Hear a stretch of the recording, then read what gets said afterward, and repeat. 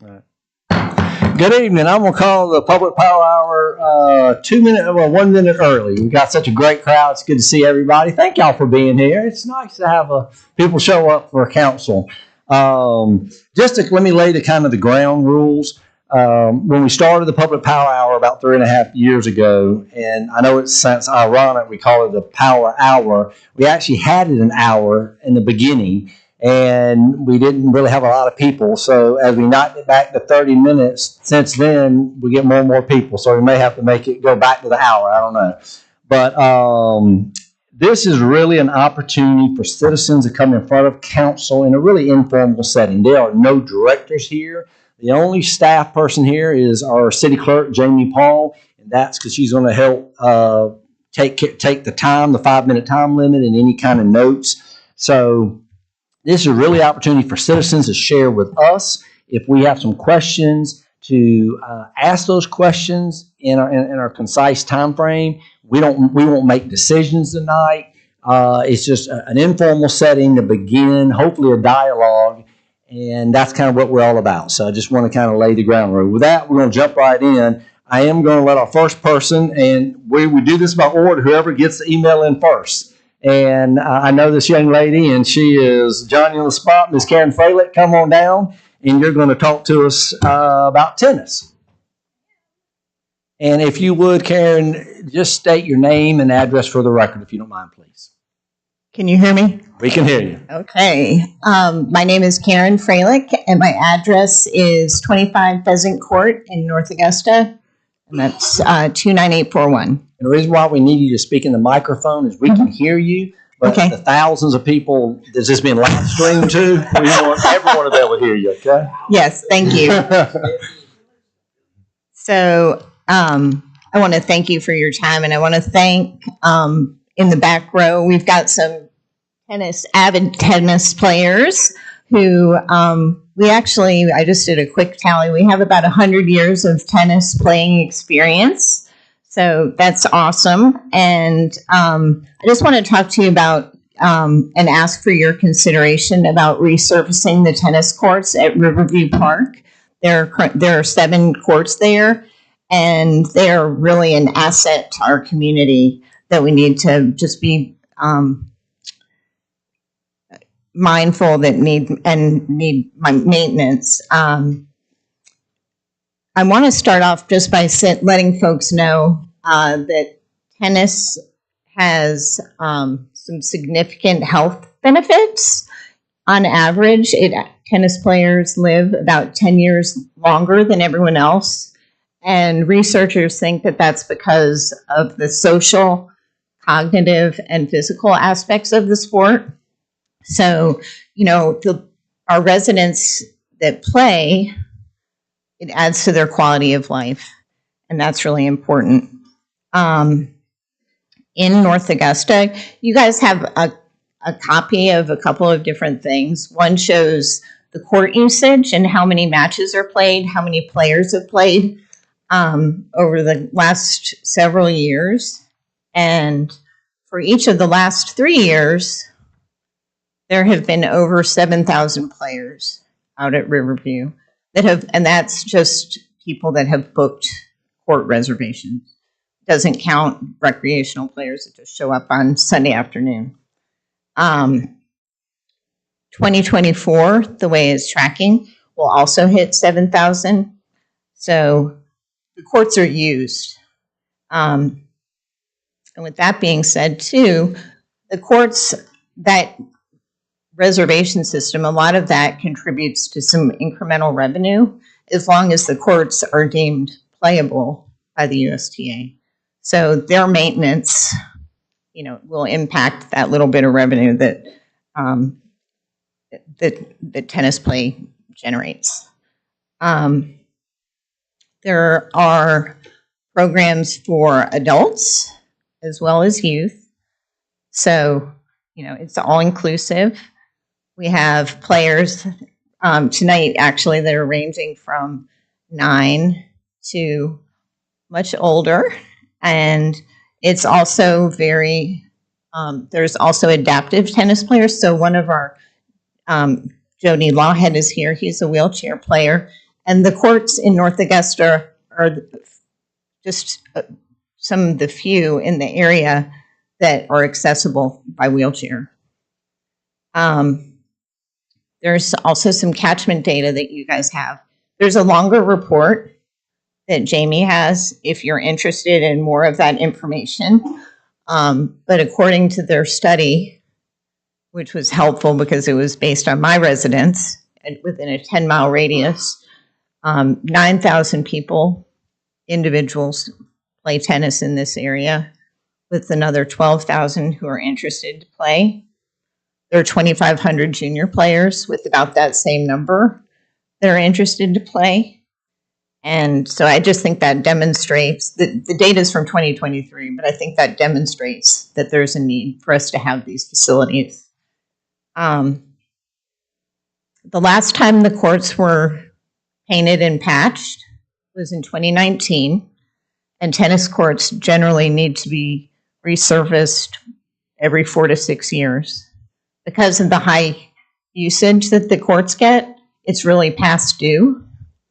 So, which is why I'm here, because we want to make sure they remain playable and continue to, be presented. Somebody brought up a good point just a few minutes ago that, when people come from Augusta or Columbia County to play, those courts represent the city. So it's really nice if we have a well-maintained facility for people to play on.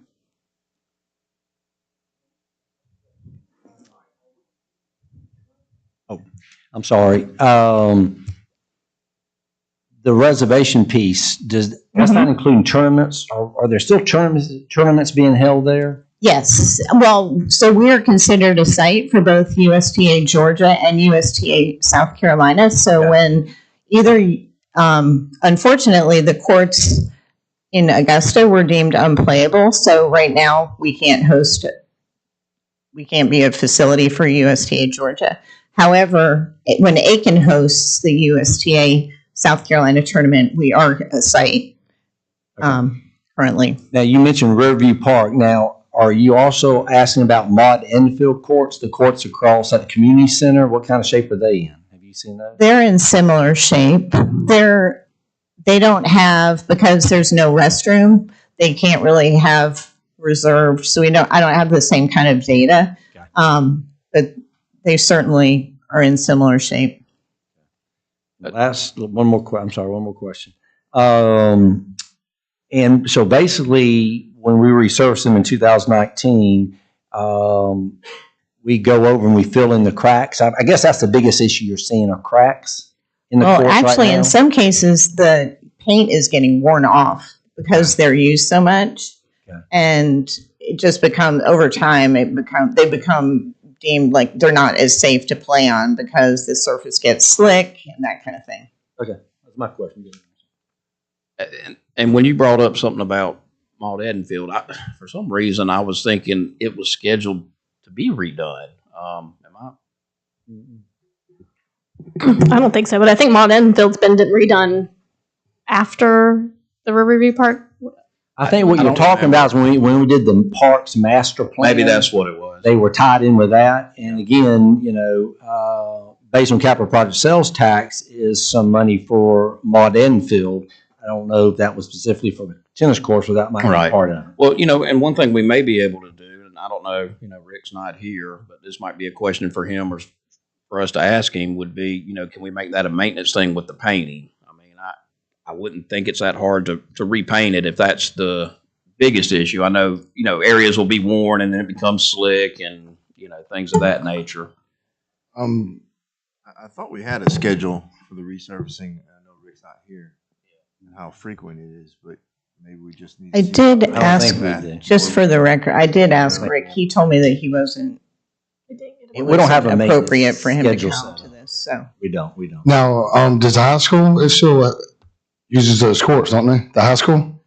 Yes, the high school plays on those courts. There are no other facilities for the high school to play. That's what at. that's what I thought. Okay. Oh. Yeah, I need to go down and look at them. Yeah.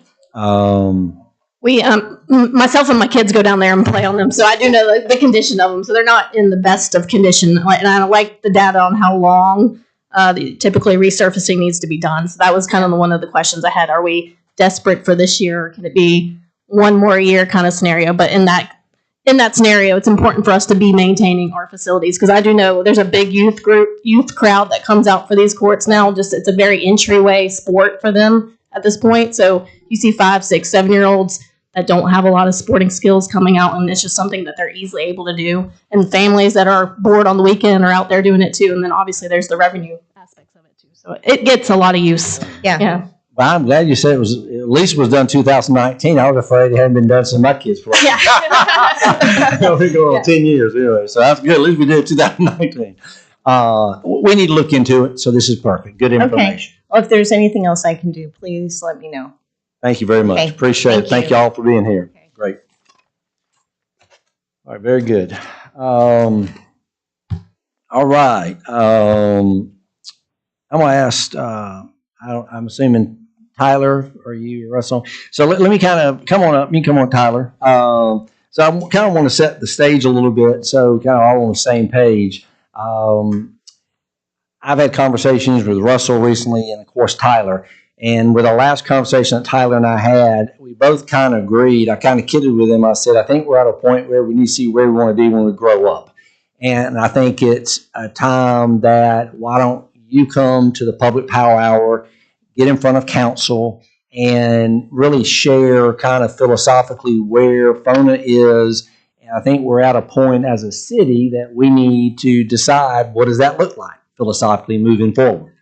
And we need, instead of you talking to me or you talking to one council person, we need to understand, we need to all have the same data and really understand that, and maybe share some thoughts, so going forward we can kind of see where we need to go. So that's kind of, you agree that's kind of what our conversation was? Yeah, I think. Okay.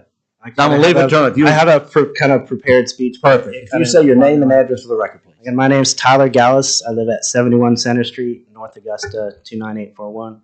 All yours. And did you all get copies of the handout? Yep. Okay. You got it. I had it already. Well, thank you, Mayor and Council, for the opportunity to speak. My name is Tyler Gallus, and myself, Russell Fernandez, and I'm here representing Friends of North Augusta Animals, also known as FONA.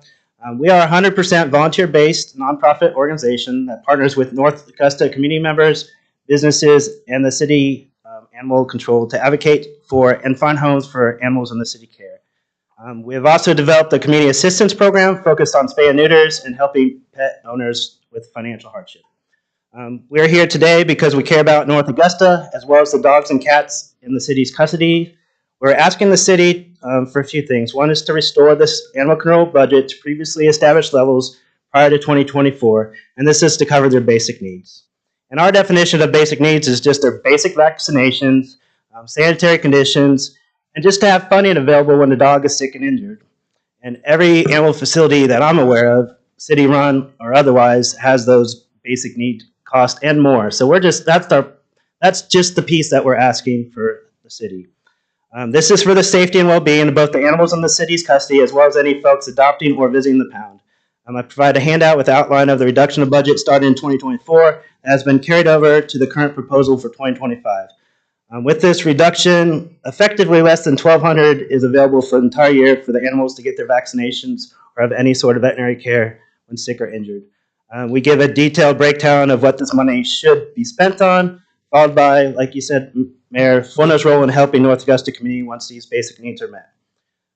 What this budget reduction has caused, number one, we need to meet and ensure the health and safety of all the animals in the pound, as well as the health and safety of anyone adopting from or visiting the pounds.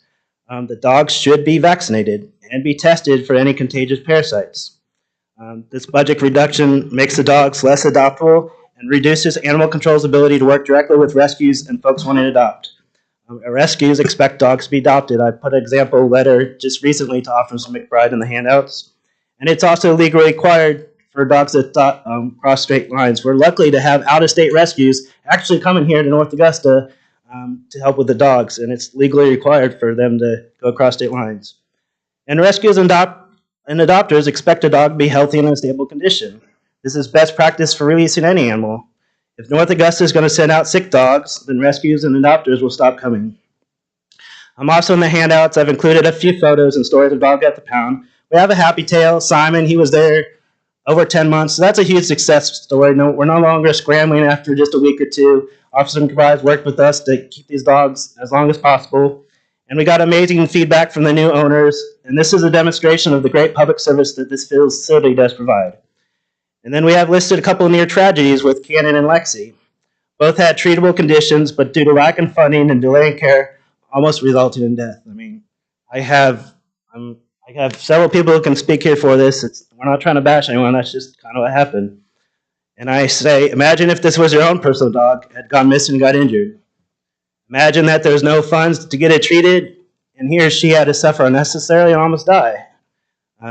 North Augusta really needs to give animal control the funds for humane care and treat animals in their custody. And then you've asked what's FONA's role as a partner organization.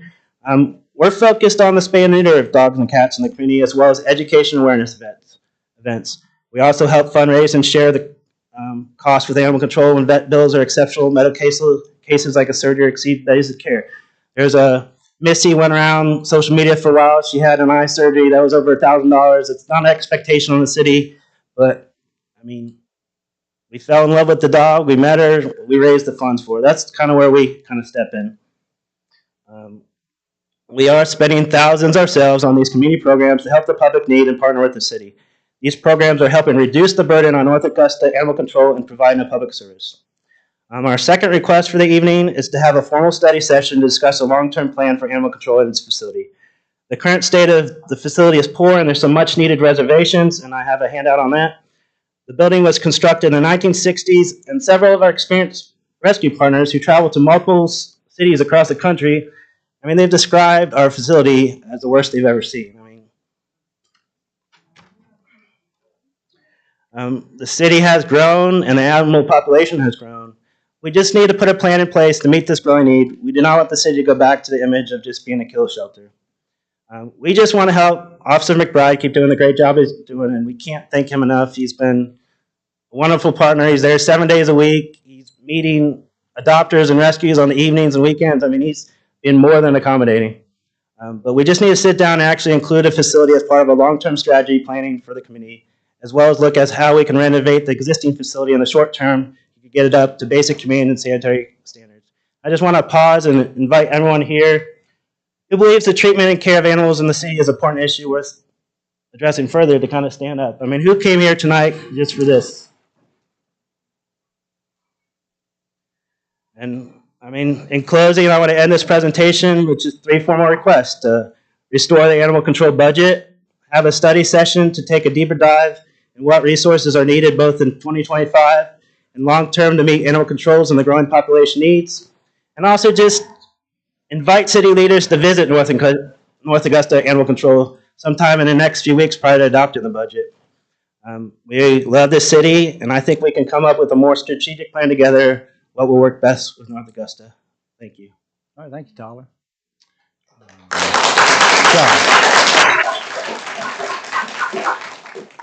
I've got some thoughts, but who wants to go first? David, you got anything you want to share? I mean, I was just there on Friday.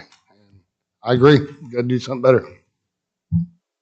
I'll just thank you for bringing the data. That's kind of what I've been wanting to see, and all the information placed in one point. As you know, I've helped support FONA through Fleet Feet and whatnot and other organizations, so I love what you guys do. I think the data is going to be important for council to look at, and I'll definitely go out and visit the facility. But and I definitely think what y'all are asking for, basic needs, is something that the city does need to be sure that we're maintaining. So thank you for coming in here today, and thank you all for coming and supporting that group. I was out there a couple of weeks ago, so we do have a lot of improvements we can make, and it's just something that we need to address it to some extent. And I don't really know exactly money wise, but it's an important part to get it in better shape than what we have. I mean, a couple of things. I know, Tyler, we go back 6 or so years, and we try to program. Obviously, Aiken County, that's not working. I know they were accepting 2 dogs to their facility, which I'm assuming is in better condition, but I guess that just hasn't worked. So, yes, we're growing, and unfortunately, after tonight, I won't have any more say so, but I will go ahead and say that, this is something, unfortunately, I hate to use the word kick the can down the road, but it has been. From when I was elected over 6 years ago. We tried something with Aiken County. Obviously, that's not working. So we need to look at what that next, phase looks like. Um, I agree with, Councilman McGee. There's probably some stuff we may even be able to do in-house very cheaply to, at least update the facility a little bit in the short term. But I think a long term, something does need to be discussed at some point in the future. Yeah, Tyler, thank you very much. Thank all y'all for being here. I also support you personally, financially, and I think this is a needed conversation. Yeah. Just a couple things I do want to bring, because you brought up a couple of times. I know no one's really talked to you about it. Part of the issue with the budget in 2023 versus 2024 was we have been hit, not this year, but the last 2 years, we've been hit with some very unexpected expenses with PIBA, which is the insurance for our employees, at pretty drastic numbers that the state has dumped on us. We also needed to add some 4 personnel, 4 full-time. We had to change our grade of our public safety officers because, quite frankly, it's a very competitive environment, and we wanted to keep those. So, and we changed because of interest rates. We were leasing a lot of cars. Our public safety, we wanted to purchase those with rates being lower as they were coming down. So there were a number of important decisions that we had to make to decide, what are we going to do? So what I'm trying to tell you is the reduction in the budget was not anything, we don't care about FONA, we don't think what you're doing is not. We had to prioritize. And that's why the conversation, Russell, you sent me information, you and I talking is, we need to decide what we want to do. But I will tell you, here's a great example of what I think the teamwork between FONA, what y'all are helping us with and what the city's doing. So I got Officer McBride to send this to me, so I think council might like this. From January through October, there were 212 dogs taken in. 165 were strays, which that kind of ticks me off, quite frankly, that people don't take care of their dogs. But 165 strays, 43 relinquished by owners, and 4 of the owners intended euthanasia. So out of the outcomes, and I know we're shooting for 100%, but out of the outcomes this year, 44 of those dogs got adopted, 47 were returned to owner, transferred out to rescue 115. So that's right at about a 97%. There were 2 that died in our care and 3 were sheltered euthanasia. So a 97% savings rate. So that savings rate comes from what your organization and other organizations are doing. So I don't want people to think that we have dogs there, that we're killing dogs, whatever. We have a 97% this year. So we're striving. Officer McBride has done an incredible job, okay? An incredible job. When this council was elected 3.5 years ago, if you remember, there was definitely some animosity between conversations between administration and FONA. And what you and I talked about was, the decision we made was that animal control falls under public safety. We need to begin conversation with public safety. That's their budget. And Chief Thomas at the time and Captain Johnson met with you and your folks, Leslie. And now when Captain Johnson is now the chief, with Captain Hayes, you're meeting on a regular basis. And that's what we need. That's how we need to do it. But I think we're at a point where what I'm hearing tonight is that we need to look at what next steps are. And I don't know what those are, okay? And we're not going to make that decision today. But I think what I'm hearing from council is this is the time for us to look at it. Absolutely. Okay? Do something. So that's kind of what I wanted to hear from council. Not just you and me talking, or you talking to David or whatever, but we need to have an idea from council. So, so I think the 3 things you're asking are, I don't know about the budget piece yet, but as far as the study session and looking at, I definitely want to visit it. I've not been here since Officer McBride, quite frankly, took over prior. I did, so I need to go up there myself. But as far as a study session, what next steps are, I think that's doable. So I think we're all on the same page that I don't know what it looks like moving forward, but I think we need to move forward. Yeah, right? I think agree. a study Is that kind of where we're all on the session. same page? Yeah. Eric, you good with that? Even though you're not going to be here? Even though I won't be here, Okay, yeah. No, I think it does look good Yeah. because what does that look like? Is it an adoption shelter? Do we, we got to figure something. We gotta out. do We've something. been kind of winging it. That's what I was gonna say. I think a study session is important because I know you highlighted not doing continued Band-Aid situations. And I think if we don't do a full-on study session, we will continue a Band-Aid solution effect. And so we Absolutely. need long-term planning. And it might not be in the year, but it might be 2-3 years. But And why that's important is, again, philosophically, just so citizens understand, that shelter, animal control was originally, 'cause I went back and talked to City Administrator Charles Martin, who's been here the longest tenured city administrator. That has always been basically an opportunity when there were stray dogs, or if we went into a house, we had an elderly person that had deceased and there was a dog there, we needed a place to keep a dog for a temporary short period of time. And that's where it's always been. And I don't know that I don't disagree with that. I don't know that I don't agree with that philosophy. I don't know that we don't need to continue doing that. But what I'm saying is that has been the mindset. And I think if we want to look and say, is that the continued mindset? And what we're going to do as a council is every year put money in the budget for an item that needs to improve that situation? Or are we looking at doing something different? I don't know. But that's what we need to have the conversation. So are we all in agreement? yeah. We're on the same page? Okay. Yeah, and I'll just say I was there on Friday, and there were 8 dogs in those cages, and Yeah. something definitely has to be done. Yeah. Tyler, Russell, thank you all for coming. Anyway, thank you very much. Appreciate it. Do I get to respond at all? Sure. Okay. I do want to hone in on the budget for this year. I mean, it is just basic needs, and we did demonstrate that with resources we can do great things. And now these resources, we are on probation with some of our rescues. I mean, if we don't get that budget restored, I mean, we're asking for sick dogs to be seen by a vet. We're asking for vaccinations. I mean, that I have to stop my workday and make a call to pay a $17 rabies bill. I mean, that's kind of what's having to go on right now. It is a very Band-Aid situation. And I mean, the budget was reduced 60%. And it's tough for public safety because when you look at it from a public safety mindset, you're right. They have to choose between officer salaries and cars. I mean, that's why I think we need to step back and look at holistically as a city. This is a public service. And when you force public safety to decide between a dog dying and their officers getting raises or that's just a tough decision to make. But as a city as a whole, I just think it needs to become an elevated priority. And by it only being looked at as a public safety mindset and that old school mindset of having dogs be there 7 days and then if they don't get rescued, adopted, be euthanized. I mean, I think we as a city just can do better. And really, all we're asking for is the budget to be restored to what it was set for several years before this past year.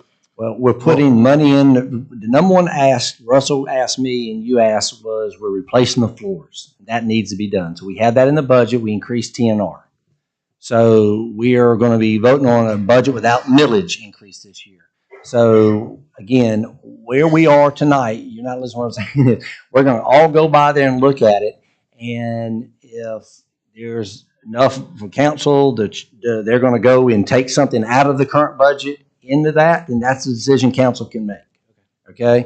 So, I would say, I mean, I don't know if I'm agreeable to that at this point, this late in it, quite frankly, but because we are doing something. My concern, Tyler, is I want to know what do we do moving forward. I can't control the past. All we can control is from this point forward.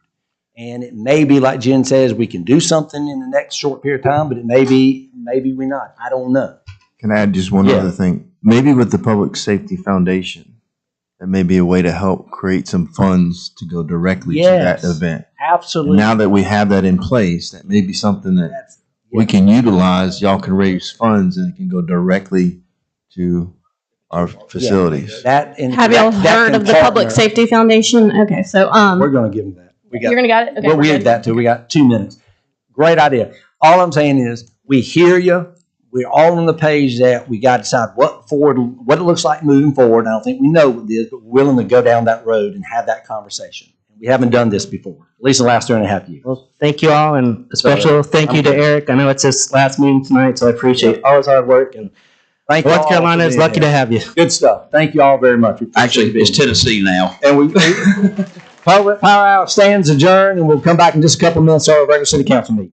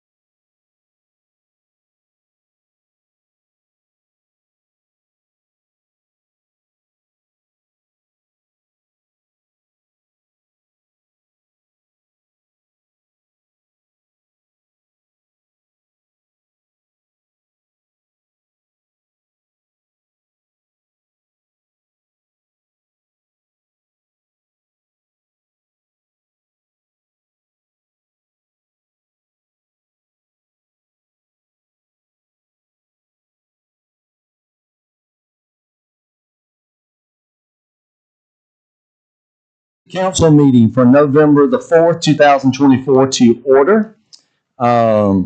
It's good to see everybody. Thank y'all for being here. You are welcome to join me in prayer. Dear God, we continue to ask for your guidance. We ask that you will give us discernment to make the best decisions for the citizens of North Augusta. We ask for your blessings as we strive to honor you in our roles as elected officials. Amen. If able, please stand for the Pledge of Allegiance. Pledge allegiance.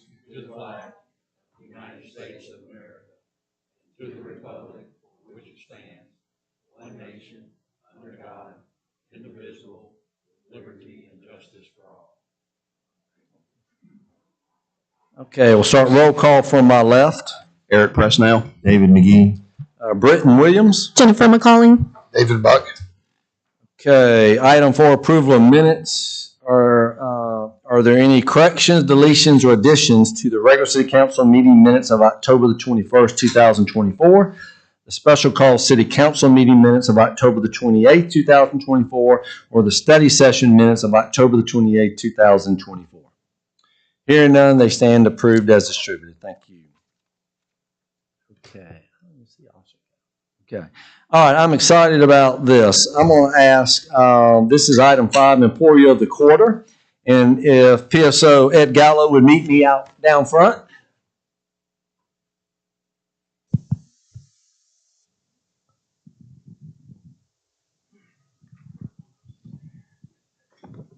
You got any family with you? I do. They want to come up separate. They want to sit up here and get on TV? I bet. I think he does. Y'all come on up. Now your wife doesn't, but your son.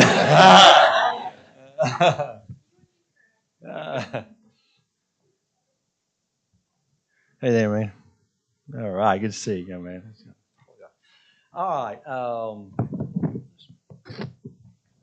Okay.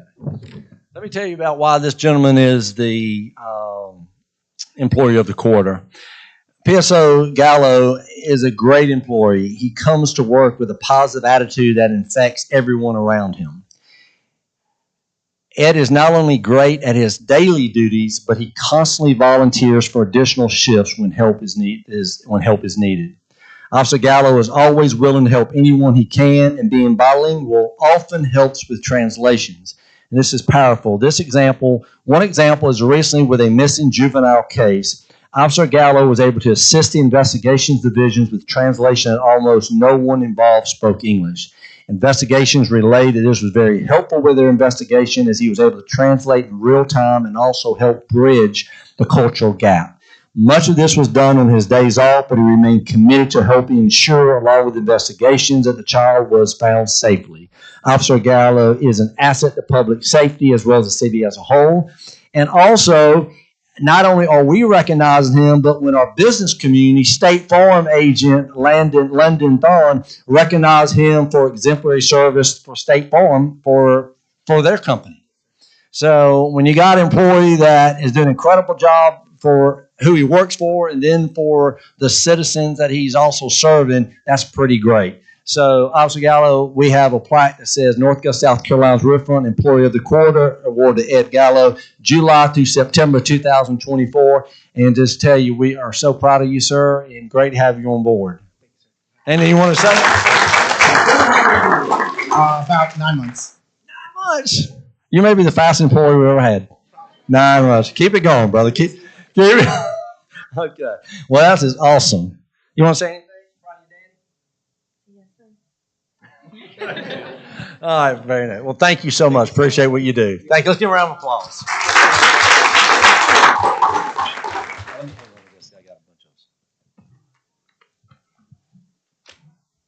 All right. How about Kathleen Sherrill? Is Kathleen here? Kathleen, come on down, young lady. Kathleen is with the, actually, you're with the Can of South Carolina, right? Okay. Nice to see you. Thanks for being here. All right, let me tell you why we've got this young lady here.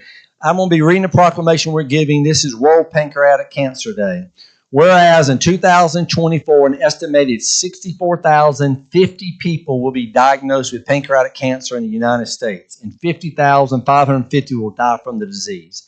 And whereas pancreatic cancer is one of the deadliest cancers, it's currently the third leading cause of death in the United States. It's projected to become the second leading cause around 2030.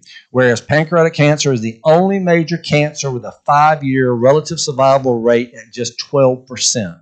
And whereas when symptoms of pancreatic cancer present themselves, it's generally in later stages, and 88% of pancreatic cancer patients die within the first 5 years.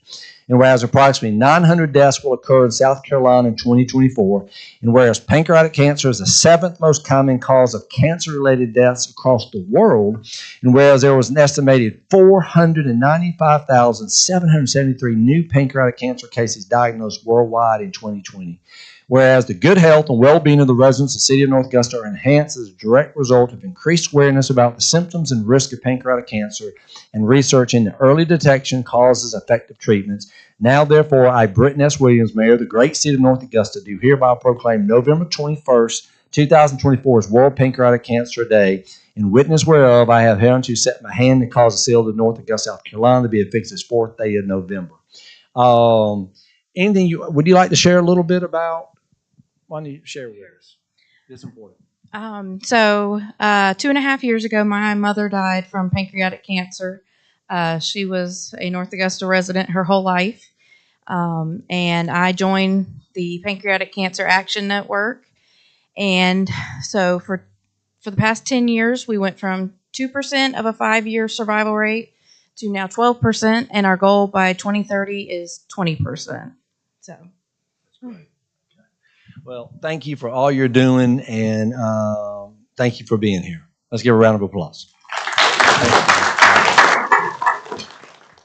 All right, let's see. We got a few folks here. I saw where's Ralph Porter? Come on down, young man. Ralph is the chairman of the Chamber of Business Development Committee. And let's see, Ashley Murphy. Let's see. There's, oh my God. Hey, Ashley, come on. Ashley is owner of Rebecca. Come on down here. Man, she's got a lot of health stuff, amazing. Best honey in town. Love it. She even bring it to your door if you ask. And then have Aubrey Hinkson. Where's Aubrey? Hey, come on.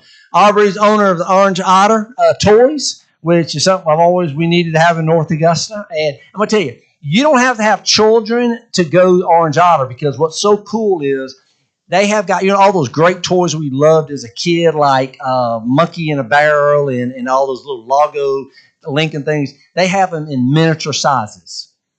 Like Slinkies. Remember Slinkies? They got a ton of stuff for adults too. So anyway, you got to give these guys business. They're amazing.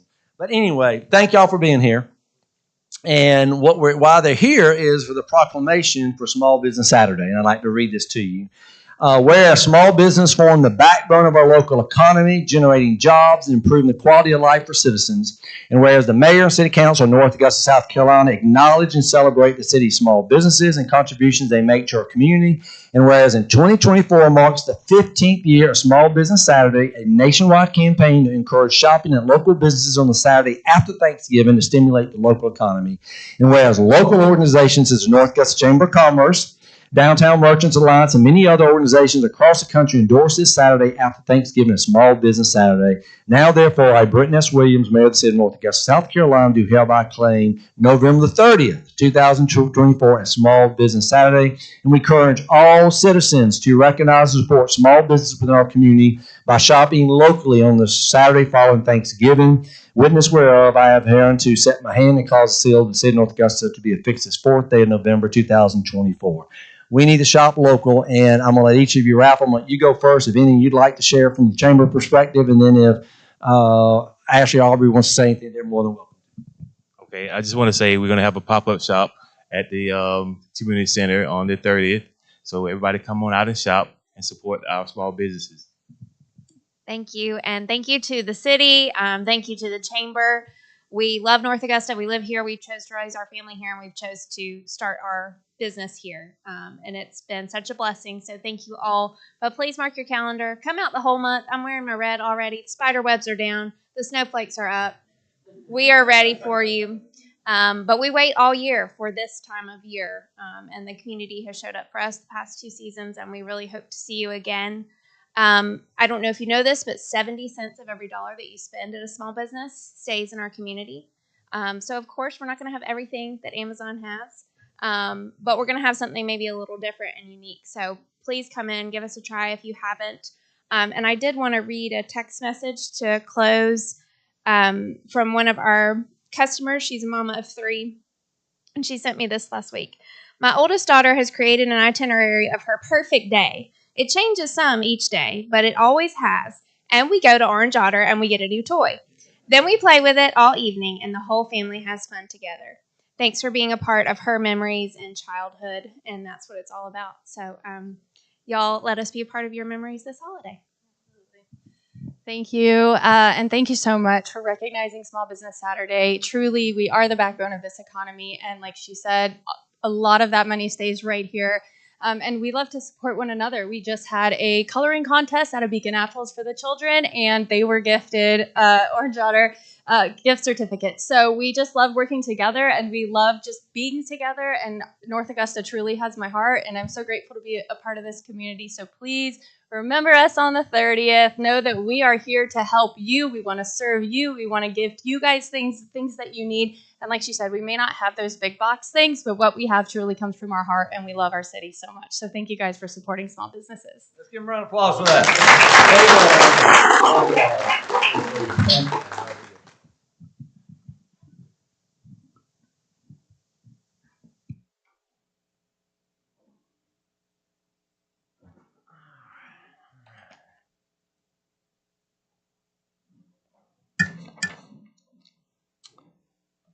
All right, we're going to move right into new business. Item 7, election. Ordinance number 2024-24, complying with sections 10-1 and 10-2 of the Code of Laws of North Augusta, South Carolina by setting the dates for municipal party primaries, conventions, and partisan general elections and special election, times for filing and nominating petitions, certification of candidates by parties, and certification of candidates by Municipal Election Commission. Do I have a motion to approve this ordinance on first reading? All right, Mr. Presnell, thank you. Is there a second? Second. All right, Mr. McGee, beat you to it. Anything you'd like to share about this, Mr. Clifford? Mr. Mayor and Council, I would just say that the following two ordinances, the one that's under consideration now, 2024-24 and 2024-25, both are ordinances that are required and that have gone through the Municipal Election Commission as well.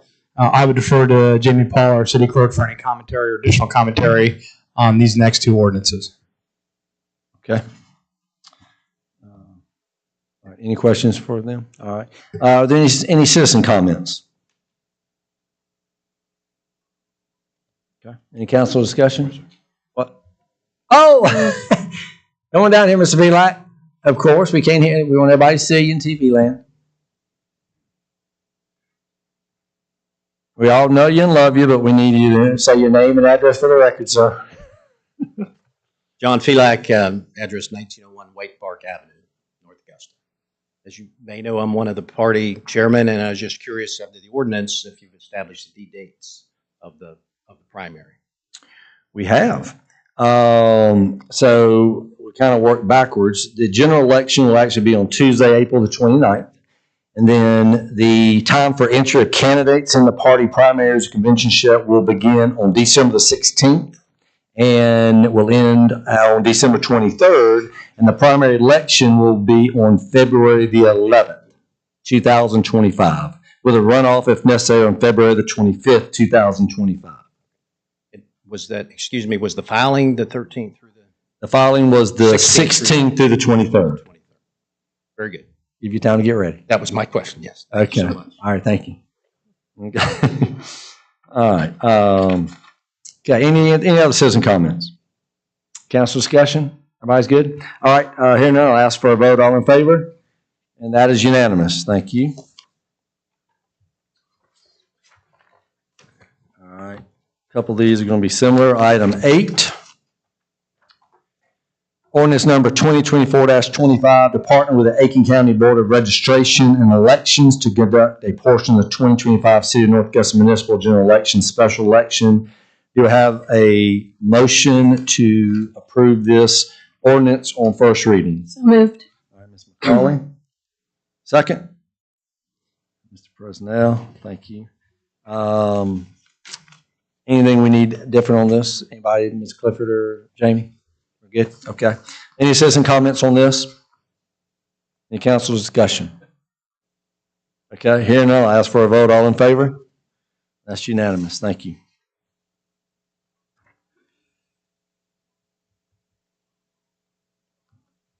All right. Bear with me here. I'm getting all my stuff all messed up. All right. Item 9, Planning Development. Ordinance number 2024-26, amending Articles 4, 7, 8, 9, 10, and 14 of the North Augusta Development Code, Chapter 18, the City of North Augusta, South Carolina Code of Ordinance. Do I have a motion to approve this ordinance on first reading? All right. Mr. Presnell, is there a second? I'll second. All right, Mr. Buck. All right. Anything you want to share about this, Ms. Clifford? Mr. Mayor, I believe Tommy Paradise talked through this at length with the council in study session to lay out the changes, which are a lot of them are kind of minor corrections, administrative in nature. So I have no other additions for you at this time. I mean, so just for citizens, most all of this were just when we adopted a new development code. There were just a number of items off of the different, a number of different pages that and charts that did not get carried over. So really all we're doing is cleaning up what we probably should have done originally. So anyway, are there any citizen comments? Okay, any council discussion? No, I'll just say that, these are some of them, but I know that they're continuing to look through it just to be sure that we did make sure that everything was correct going forward. So there might be more in the future, but mostly it's clerical. That's right. Okay, if there's no other discussion, I'll ask for a vote. All in favor? And that's unanimous. Thank you very much. Okay. Item 10 is engineering, resolution number 2024-52, authorizing a permit for construction work. Do we have a motion to approve this resolution? So moved. Ms. McCauley, is there a second? All right, Mr. McGee, appreciate it. Anything you'd like to share about this, Ms. Clifford, or? Yes, Mr. Mayor. As discussed by Tom Zeser, the study session, what this is really allowing the city to do, or the contractor on behalf of the city, is to give them the maximum amount of flexibility for work hours. So they could be daytime hours, it could be evening hours, but ultimately what the city wants to do is have the least amount of impact to our citizens for these crosswalks. And if the council will recall, you passed an action at a previous meeting to allow us to scrape up the thermoplastic that's beyond end of life. So the installation was fine, but the lifespan of the thermoplastic barrier that's put down on these crosswalks is well past the lifespan of that product. So this is an opportunity for us to go ahead and pull that off and then to restripe the intersections and make it look professional. So it's not as invasive as I know what Augusta is doing across the river there, and they've got a number of road closures because they're doing brick and lay in the crosswalks. That's not the level of this project. This is a less invasive project. But this just gives the contractor the maximum amount of flexibility to do the work on the intersections, multiple intersections on West Avenue from basically, if the council approves it, through tomorrow, through the end of December. Okay, very good. Are there any citizen comments? Council discussion? All right, here now, I ask for a vote. All in favor? That's unanimous. Thank you very much.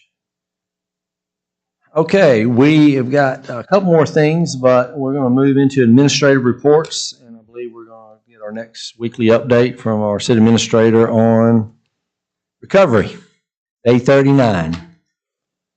Mr. Mayor, before I make my presentation about the debris recovery, one thing that was not stated earlier in our council meeting, and I'd like to take a point of personal privilege on this, is our employee of the quarter, Ed Gallo, was instrumental. We had a number of officers working this case, but Ed was instrumental in the recovery of a last juvenile that we had here in the city limits. I know that had some items in the press. It was a 15-year-old girl that went missing and ended up turning up in Florida.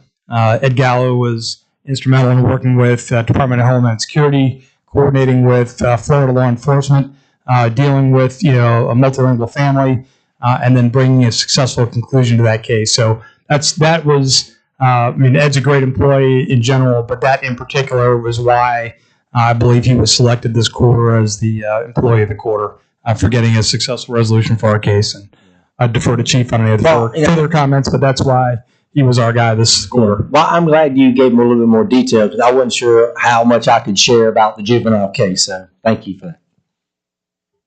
Chief? If it wasn't for the contacts that Ed had through the federal agencies, we would not have been able to come to the quick resolution that we did in that case. Yep. Great. Perfect. Okay. All right, as is my stated intent here with the council is every time we have a formal get-together, whether it's a city council meeting or a study session, to give you and our citizens an update on storm recovery, and I will continue to do so. And understand next week is Veterans Day, so there'll be no formal city council action on that date, but the following date we'll have a study session, and I'll give you a follow-up presentation. I don't know, Mr. Mayor, if you wanted to talk about the follow-on engagement in person, but we can talk that after this if you like. No, just go ahead. Yeah. Okay. So we'll go ahead and go through the presentation. Next slide, please. No changes to this slide. Again, debris removal is our main effort, and as I communicate to you and to also our staff members, there's a lot going on in the city right now, but debris removal is the number one thing that we have the staff focused on going forward. Next slide, please. Again, we have multiple lines of effort for debris removal. And I know it's confusing to a lot of folks, and we'll continue to explain it as we go. So state roads are run by SCDOT, and they have a set of contractors that are out there doing those roads. And actually, we had reporting today that SCDOT was operating in the Crestland neighborhood, not too far from North Augusta Middle School.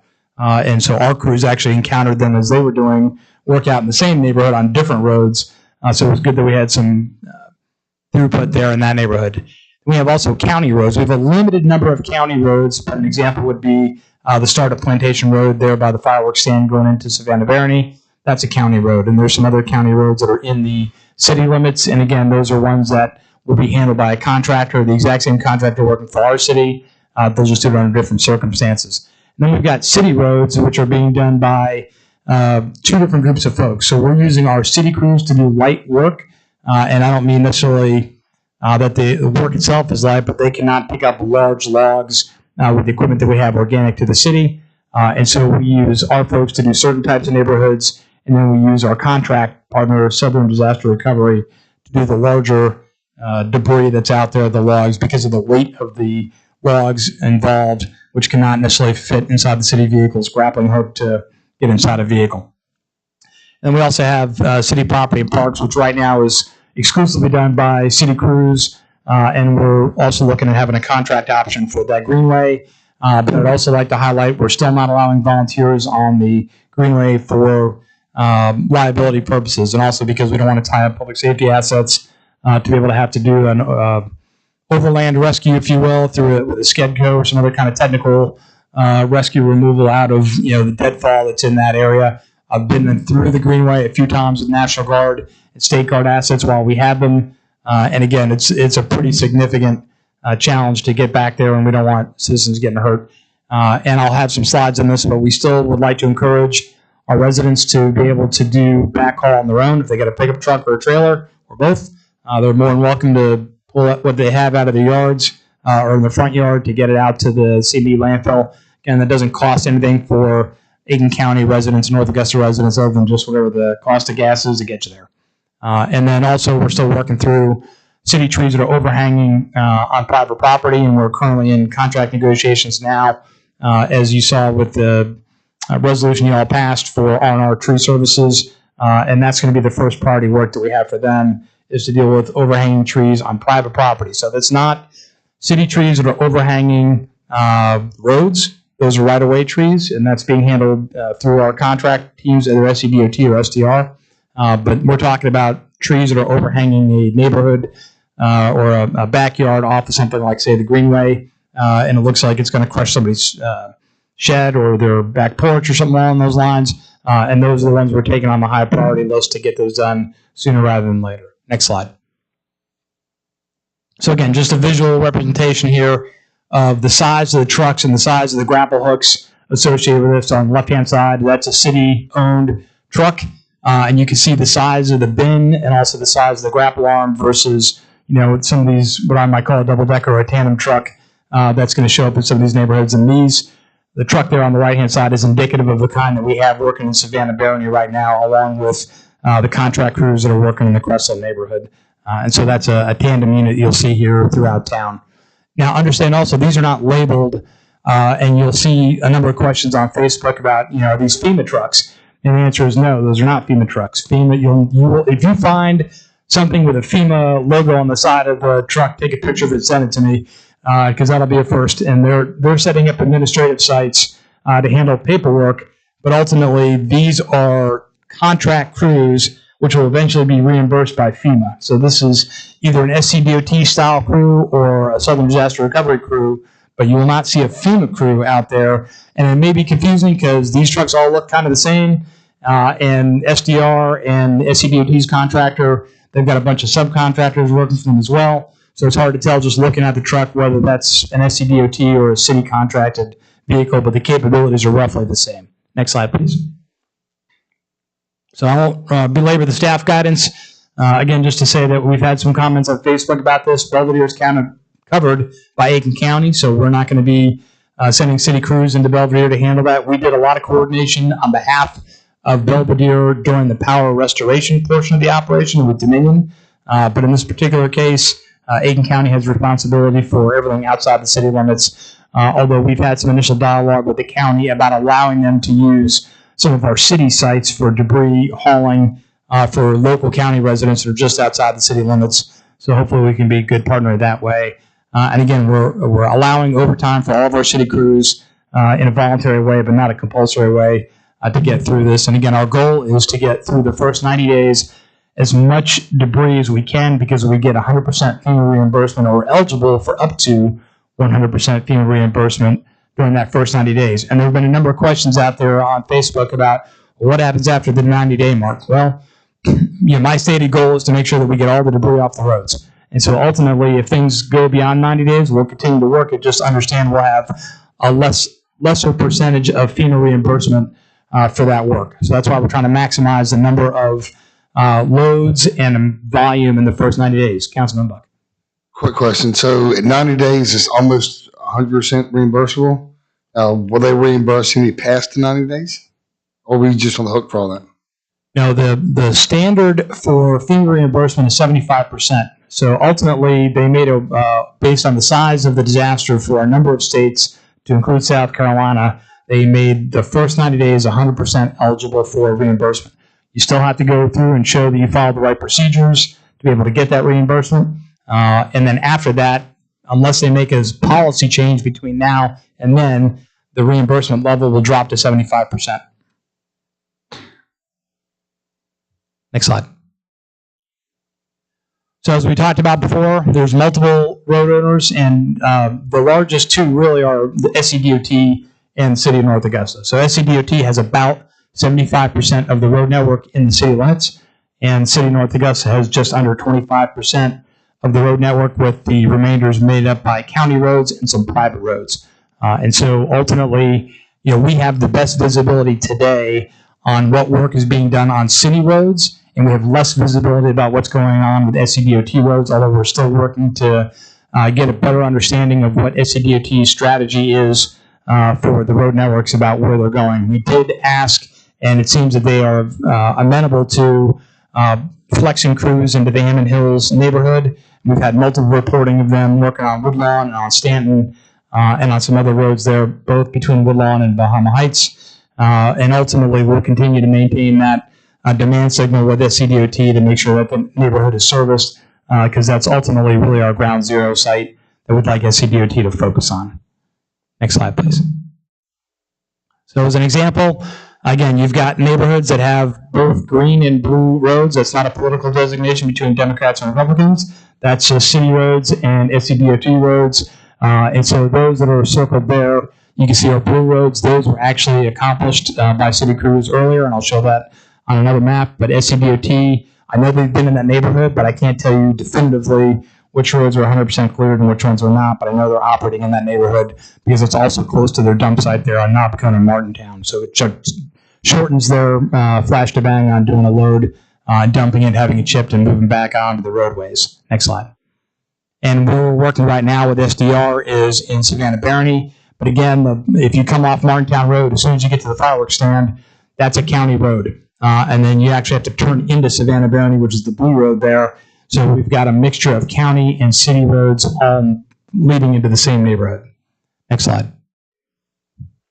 And as we talked about, we're going to stick to our plan as we have it, based on the levels of issues we have within neighborhoods, based on the amount of trees that are down. And this was done partly in conjunction with South Carolina Forestry's input on some of the neighborhoods And so we're starting in Savannah Barony, and then we're going to work our way south, really using Martintown Road and the river as our guardrails. And I'll show you on another map, but they just started, a brand new crew showed up in town this morning, and they are currently working in the Chanticleer subdivision, and the remaining crews are working inside Savannah Barony still. Next slide, please. So also to highlight, it's only vegetative debris and only things that they can see. So construction debris, if it gets commingled with the site, it's entirely possible, whether it's an SCDOT or an SDR contract team, they're going to skip it.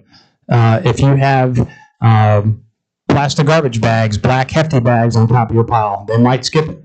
You have to make sure that your trash and your construction waste and your vegetative debris is not commingled. They're only going to pick up piles that appear to be just wood and vegetative debris only. They will not pick up piles that have a mixed co-use of things. So if you have a contractor out there doing work on your behalf as a resident, we would ask you to make sure that they build a separate pile for construction debris. So whether it's roofing shingles or just 2x4 products or whatever else that they have that's construction debris should not be commingled with the vegetative debris, or else it may get skipped. Next slide, please.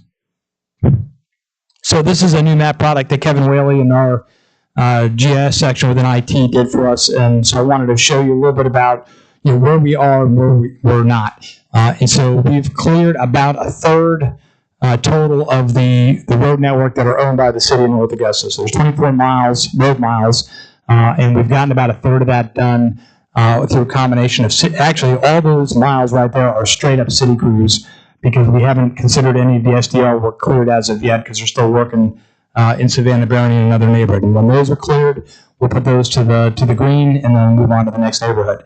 But what the city did, as we talked about in one of our early debris removal discussions, was focused on neighborhoods that we could completely get done with existing city crews.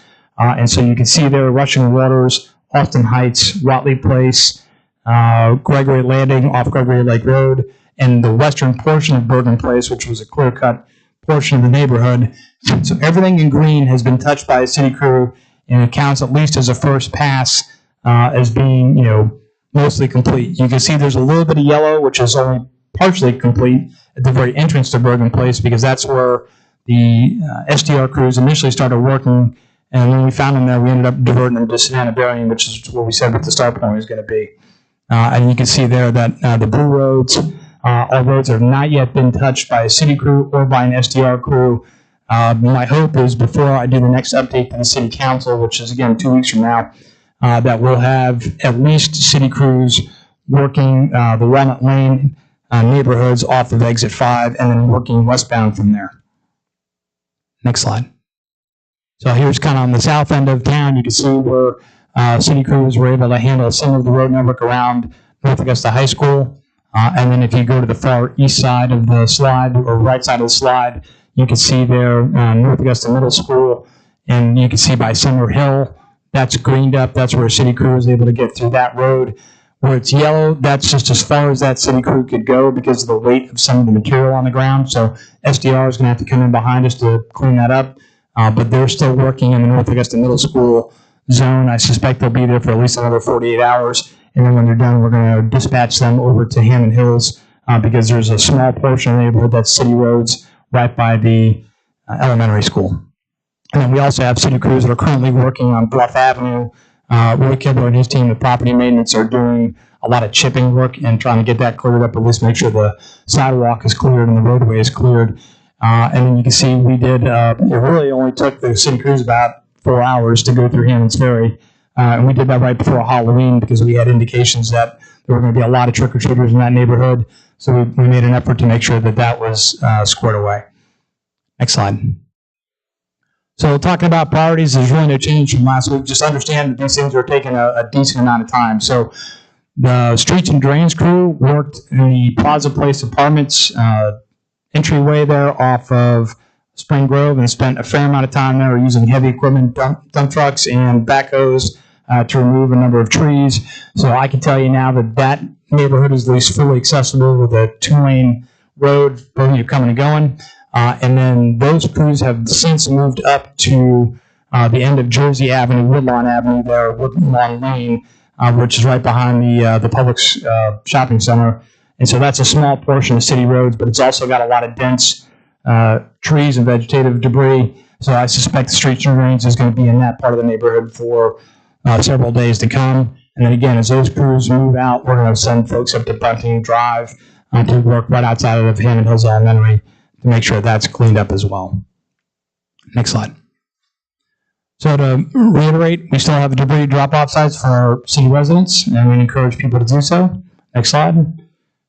Again, it's about 11 miles, road miles from City Hall to get to the Barton C&D landfill, which is roughly behind the Aiken Technical College there, and you've got a couple different ways to get there, both from the north side and south side of town. Next slide. Kelly, Zira and I talked through a lot of this, and again, just as a reminder for citizens, if there's a tree leaning over your property, but it's coming from a neighbor's yard, that is between you and your neighbor. The city is not involved in that process. But if it's coming off of city property into your backyard and there's a leaning risk, or you feel like it's going to fall and cause damage to your property, then that's a city problem, and you report it to city clerk, Jane Paul. And then, again, we're very fortunate to have an arborist on staff, and Roy Kibler and his team will go out and take a look at that and make an assessment independently and see if that's a high critical item or if that's something that needs to be addressed later on. Next slide. Mr. Mayor, you had asked last week about social media updates, so we're still gaining new followers, not at the rate as we were. I think we were, if I was going to take a swag at it, I think prior to the incident there with Hurricane Helene, we were probably sitting at about 8,000 users, and now we're well over that. So I think we had about a 50% growth in Facebook users over the course of the month of October and into November, and we're still gaining new followers, just not at the rate that we were during the power outage portion. You can see there, just pulling off some of the demographic pages of Facebook, where people are accessing information from, the ages and genders of the people that are looking at it, and then you can also see on the right-hand side of the slide just the number of post engagements and reactions and photo views and whatnot. And again, I think it's telling you got 2,000 comments over this page over the last several weeks. Next slide. No change to the operation end state, and we'll continue to put this slide up here to let you know this is what I believe I'm tasked to do, unless City Council gives me different guidance. And then one thing I wanted to add here, which is bolded there on the second to last bullet, is we got feedback from Municipal Association of South Carolina that we've got the highest level of insurance claims filed in the state of South Carolina for Hurricane Helene, which, again, there's a lot of different metrics out there, but we've heard from the president of Dominion Energy in South Carolina. We've heard from different elected officials that have been here touring the area, and now we've got some additional data here from MASC, which all pretty much tells us the same thing, is that North Augusta is really the epicenter of Hurricane Helene damage in the state of South Carolina. So as we watch other communities, even across Aiken County and elsewhere, recover and get their debris off the ground, we're definitely putting our best foot forward to make this happen. But I would just ask for everybody's patience because we have the largest problem set to deal with relative to anyone else in the state. Next slide. And I'll pause for any questions from Mayor and Council. I got just 3 comments I want to make. First of all, I want to let citizens know we are filming this presentation. So tomorrow I'll do an intro, but we will be getting this presentation that Jim just went through out on social media. So for council, when you get it shared, share that out, because we know people are busy. They can't watch us live, and we know tomorrow morning to try to find it where in the meeting, 42 minutes and 30 seconds. So we will make that easier. The other thing is put November the 19th, that's a Tuesday, 6 p.m. at Victory Baptist Church. We're having our next community engagement, and we're going to focus it on this debris pickup. So it'll be a similar presentation as well as some more insight. So November the 19th, that is a Tuesday, I think, November the 19th, at 6 p.m. at Victory Baptist Church will be our next community engagement, and our focus is going to be on debris pickup. So we'll get that out to you. And the third thing is I just wanted to respond to a couple questions. See, I can do this because people are on the City of North Augusta public information page. So you need to be coming to this page if you're going to get questions answered. But one of the questions one citizen asked, will the crews make a second round? Yes, we're trying to get as much as we can, but we know there will be streets and neighborhoods that we may have to make a second round, okay? Especially if maybe a tree gets cut down later. But we're trying to get as much on the first round as we can. If we have to come back through, we will. Another question someone asked about, what about Socrates and Waccamaw? Those are SCDOT. So again, for citizens, understand SCDOT is 75% of the roads, and that is being driven by SCDOT. The city of North Augusta, we do not have the authority. We can, as Ms. Clifford said, we are stressing, we are pushing and emphasizing areas that need to be done, but the reality is SCDOT owns a lot of those roads in Hammond Hills, Socrates, Waccamaw, so those are SCDOT roads. Another question, what about cleanup in Belvedere Ridge? That's county, I believe. Again, a separate contractor. We don't have control of that, unfortunately. I'm sorry. Teresa Zimmerman, so what do the colors on the map mean? Again, if you see a red, that means that's SCDOT. If you see blue, that's a city. If you see yellow, brown, that's the county. And if you see green, that's kind of the greenway. And we're going to try to get some of this out there. Another question is it legal for citizens to take chainsaws and blowers and work on clearing the part of the greenway? We ask you, please don't. As we said, it's a liability issue, so please do not do that. We're working on getting a contract for that. Let's see. Somebody talk about Savannah Barony. Yes, we have done. They're probably, Ms. Clifford can say probably they've cleared about half of Savannah Barony, maybe, give or take. Not quite, but close to it. So we're hoping in this week, they can get closer to finish, but that should be done pretty quick. Someone said, please securely block access to the greenway where the tape has fallen and been removed. Rick, if you have your folks just look at those, I don't know exactly, there's not a location, but we probably ought to do that. So anyway, I just wanted to answer a few of those questions on social media. All right, any other questions for him before we move to our finale? Okay, this is well, it's just a fact. I don't want to be doing this, but this is the first time that I know of. We've had a gentleman on our city council, Eric Presnell, and I will tell you, we have been blessed here in North Augusta because this gentleman grew up here. He knows people. He loves this community. He decided about 6 years ago that he wanted to serve on city council. He did that. He has done on a second term. Has been a huge asset for us. He has understood the goals. He's bought into it. His insight with a lot of issues that we've addressed has been very valuable to me as well as his council. But Eric will be leaving. This will be his last meeting before he and his wife Kat will be moving up to North Carolina. Thank you, Tennessee. It's next to Mexico, right next to it. Okay, everybody's like, but so it'll be a loss for us. But Eric, we got a plaque I'll read you in a second, but just want to personally thank you for your leadership. Thank you for your service to North Augusta. I know you love us here, and don't forget about us. Feel free to come on back and hang out with us some. Now we got the boat dock. He was wanting a boat dock for 4 years. If I get the boat dock, you leave. But then you got to come back for that. But anyway, Eric, thank you for that. And then I don't know, Council, if anybody wants to go around and any thoughts you might have, David Buck. Eric, just want to tell you thank you for your service, everything you're doing for the city, but most importantly for your friendship. But I'll see you soon. I figure Eric won't be a stranger, but definitely thank you for all your service. It's a lot of commitment over 6 years, so we really appreciate that time and effort that you have put in. And I wish you guys the best and come back and visit. And Eric, yes, thank you for your service. And you and I talked a lot prior to you coming on, and I warned you and talked to you about all the time that you would spend. But I know it takes a lot of work, and you've done a great job, and I know you love our community.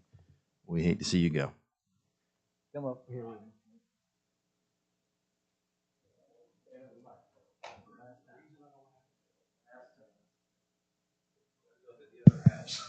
Okay. Eric, here's a plaque that says presented to Eric. Presented to Eric H. Presnell with grateful appreciation for your outstanding leadership, service to the city of North Augusta, South Carolina, May 2019 through November 2024. From the Mayor City Council today, November 4, 2024. Thank you, sir. And I'm going to give you this mic, and you can either speak here or you can sit down. Whatever. I'll just stand here, you know, and like David said, I talked about this. I never set out to be a politician. I'm still not a politician. I'm just a regular guy, but I love this city. Born and raised here. Rick, you saw me grow up playing all the sports down there. You know, I wasn't sure what I was getting into, but I do feel like that even with me leaving, I feel like I've left the city in a better condition than what I found it in. I got a little nervous earlier when I saw all the officers here for the presentation for Employee of the Quarter. I thought they were here to give me escort to make sure I didn't come back. But I mean, you know, seriously, I've never known any other place. This has always been home. And, you know, as far as coming back, y'all know how many Presnells are still running around here. So, you know, we will be back. And, you know, like I tell people all the time, we're 4 hours away. Y'all come visit us. Y'all have my number. You know, we've got a beautiful place up there. And, you know, where we're moving is like a second home to me and my entire family. My grandfather was born and raised in the area of North Carolina where we were originally going to move. My grandmother's family is from the backside of Beech Mountain, you know, and, you know, Roll Mountain, Tennessee, which is where we are ultimately moving, is a place, you know, near and dear to my heart, my daughters, my nieces, nephews, brothers, sisters, everybody, because we've had a family reunion that started in the 1940s and it continued on. 2020 finally put the end in it, but all the Presnells from North Augusta still go up there year in and year out, and it's just a second home to us. I love all the people that I've been able to meet over the last 6 years, and you know, I'm going to miss y'all. You know, this is bittersweet. I know it's a new chapter.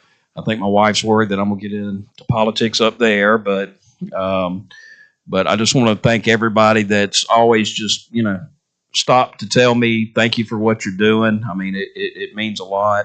I know there's a lot of love and support in this community. I'm going to miss y'all, but like I say, we're just a few hours away. Please come and see us.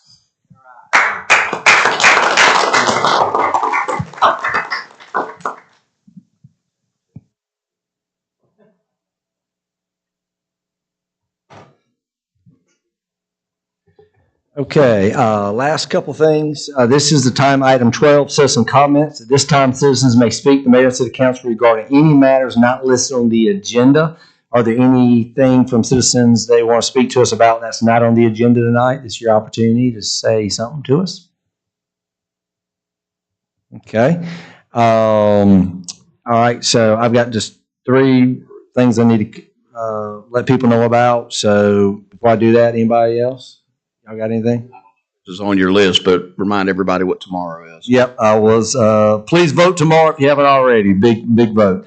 Just wanted to kind of update a couple things. November the 21st is Third Thursday. There'll be a concert series. November the 14th, downtown is Sip and Stroll. November 22nd is Pink Friday. November 29th is Black Friday. We all know what November 30th is, small town, small business, as well as Tinseltown. So a lot of things in November. And Jamie, let me know, we will not be meeting again until November the 25th. Okay, and that's a study session because next week is Veterans Day and there are 5 Mondays in November. So that's kind of where we are with that. Is that right? Mr. Mayor, also, we intend to do a special call. That's right, special call. We're going to have a special call meeting prior to the study session on November the 25th. So we'll get information out to people on that. With that being said, Eric, again, thank you, brother. God bless you. And thank y'all for being here and have a great evening.